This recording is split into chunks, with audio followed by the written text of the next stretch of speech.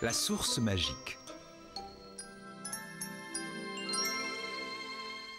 Le jour vient à peine de se lever en cette très belle matinée de printemps. Connie dort encore paisiblement entre sa maman et son papa. Tout à coup, le grésillement de Crick le grillon la réveille. Eh? Oh!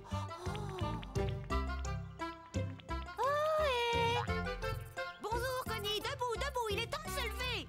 Dépêche-toi, je t'emmène faire une promenade. Connie se dit qu'une promenade avec Crick a des chances d'être pleine de surprises agréables. Sans attendre une seconde, elle décide de sortir et de l'accompagner.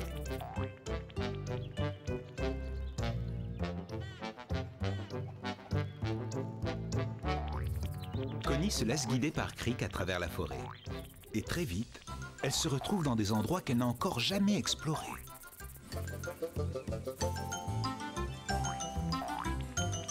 Oh, mais c'est une source. Ça tombe bien, je suis assoiffée. Au moment où elle s'approche de la source, une abeille arrive à toute vitesse et tente par tous les moyens d'empêcher Connie de boire l'eau qui en jaillit.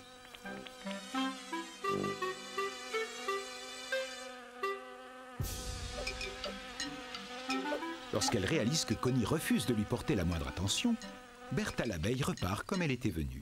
Elle est embêtante, cette abeille. Cette eau fraîche est tout bonnement délicieuse, se dit Connie. Mais subitement, elle devient plus petite et plus petite encore. Oh non, c'est vraiment très curieux ce qui m'arrive. Connie est devenue aussi minuscule que le plus minuscule des insectes. Son ami Toby vient à passer tout près de la source. Oh, Toby! Connie se dit qu'elle aimerait bien jouer un peu avec son ami Toby, mais elle est si minuscule qu'il passe près d'elle sans même la voir.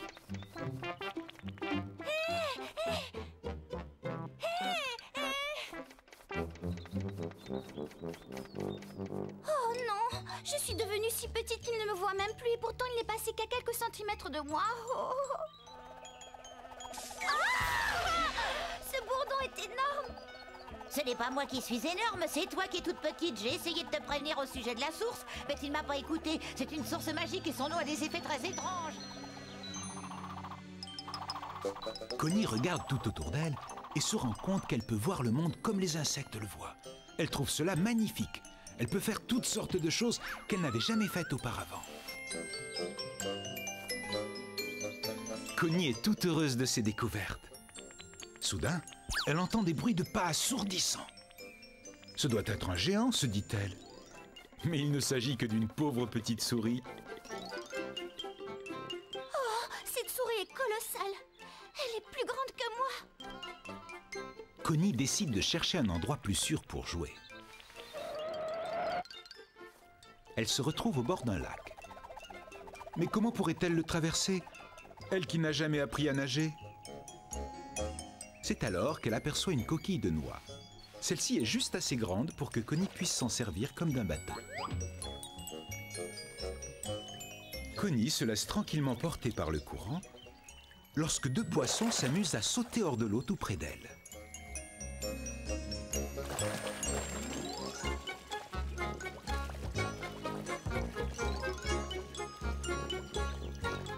Connie est de plus en plus inquiète. Si l'un de ces poissons retombe sur sa coquille de noix, il fera chavirer la coquille et elle prendra un bain forcé. Heureusement, juste à temps, Bertha l'abeille se porte à son secours et la sauve du naufrage. Tu dois avoir faim après ces émotions. C'est vrai, j'ai faim, mais je ne sais pas ce que je peux manger. Bertha l'abeille l'invite à venir goûter le nectar de toutes ces jolies fleurs, parce qu'elles sont particulièrement savoureuses.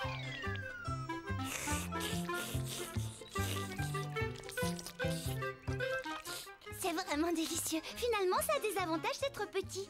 C'est vrai, n'arrive pas. Bertha fait découvrir à Connie des endroits surprenants, fréquentés par toutes sortes d'insectes extraordinaires. Tout cela est tellement beau. Connie est très impressionnée de voir tous ces insectes d'aussi près.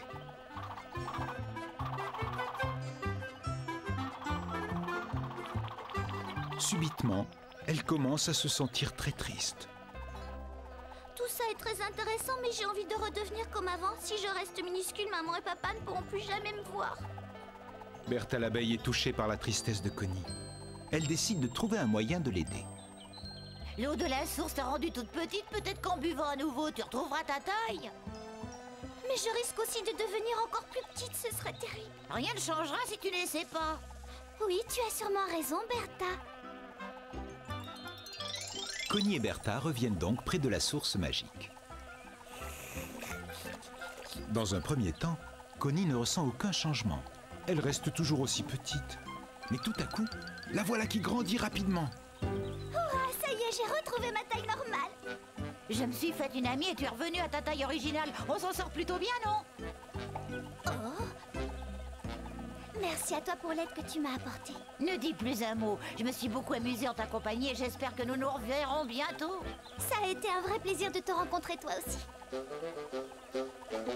Au revoir.